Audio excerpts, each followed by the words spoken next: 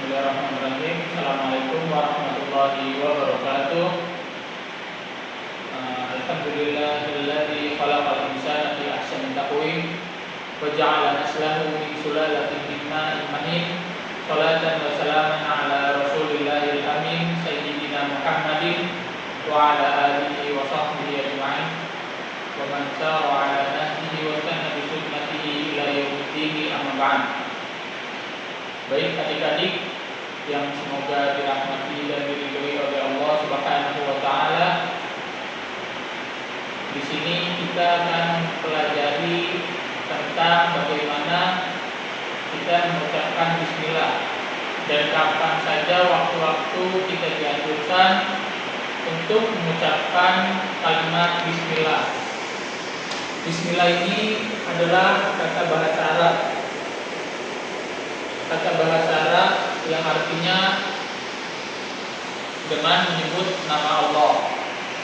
Nah, bismillah kita dianjurkan oleh Allah untuk membaca kata bismillah pada setiap aktivitas yang akan kita kerjakan. Seperti yang diriwayatkan di dalam hadis Abu Hurairah, kullu amrin bibalin la yubda'u fihi bismillahirrahmanirrahim fa huwa aftar. Yang artinya setiap perkara penting yang tidak dimulai dengan bismillahirrahmanirrahim, maka amalan tersebut terputus, yaitu terputus berkahnya dari Allah Subhanahu wa taala.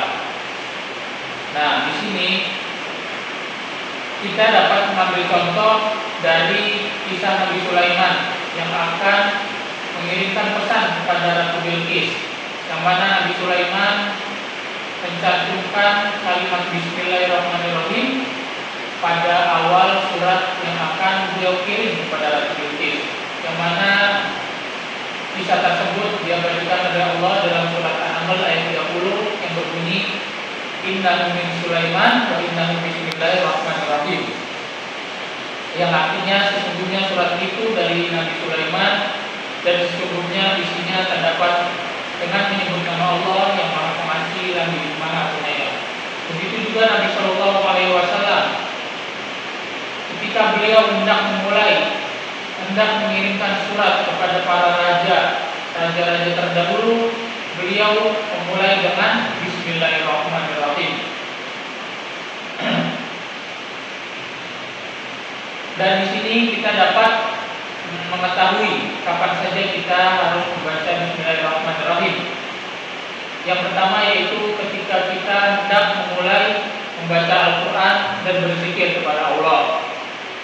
Nah, yang kedua ketika kita hendak menaiki kendaraan. Kemudian yang ketiga ketika kita hendak memasuki rumah atau memasuki masjid. Kemudian yang keempat ketika kita hendak menaiki mimbar.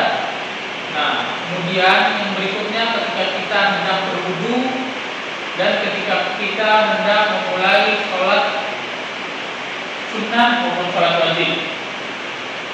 Di sini juga ada beberapa hukum, ada 5 hukum dalam membaca bismillah.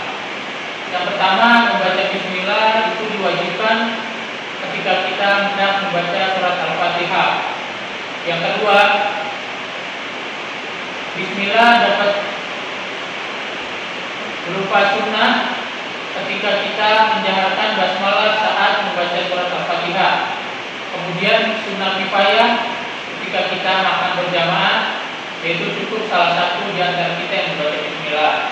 Kemudian yang ketiga sunnah aini, yaitu ketika kita hendak menulis kitab. Kemudian untuk membaca bismillah bisa menjadi mubah, yaitu ketika kita memulai sesuatu yang tidak terlalu penting, misalnya mengambil tisu lalu membaca bismillah. Kemudian membaca bismillah dapat menjadi haram, yaitu ketika kita memulai membaca surat Taubah dengan membaca bismillah, itu tidak diperbolehkan. Kemudian yang kelima, hukum membaca bismillah bisa menjadi makruh ketika kita membaca bismillah di pertengahan surat Al-Taubah. Mungkin itu saja dari yang dapat saya sampaikan. Adik-adik, kurang lebihnya saya mohon maaf. Terima kasih, jazakumullah khairan. Kita tutup pertemuan hari ini dengan membaca doa kafaratul majelis. Subhanakallahumma wa bihamdika, asyhadu an la ilaha